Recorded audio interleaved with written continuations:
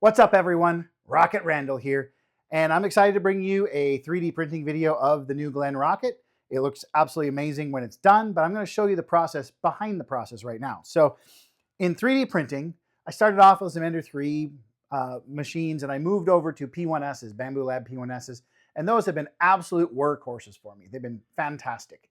So everything I print now is on those P1Ss.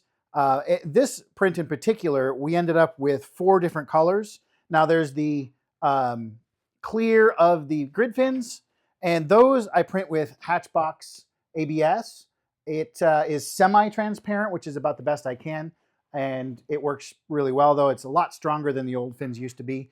The rest of everything I print is printed with Polymaker ABS. I find their stuff, it's super easy to get because they have a huge stock of it. They have a great color selection. It's just fantastic material. It's very consistent too. I love it. So for this one, I had white and obviously black for the second stage engines and a bicolor for the end cap. So it ends up on black on bottom, but when you screw it in, it looks all gold on the sides. Now, when I saw what Jeff was doing with the new Glen Rocket, I was like, okay, how am I going to find that color?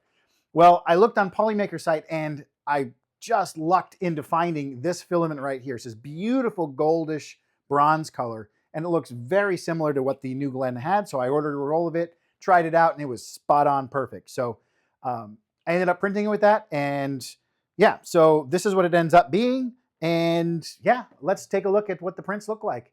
I'll see you guys next time on the next video.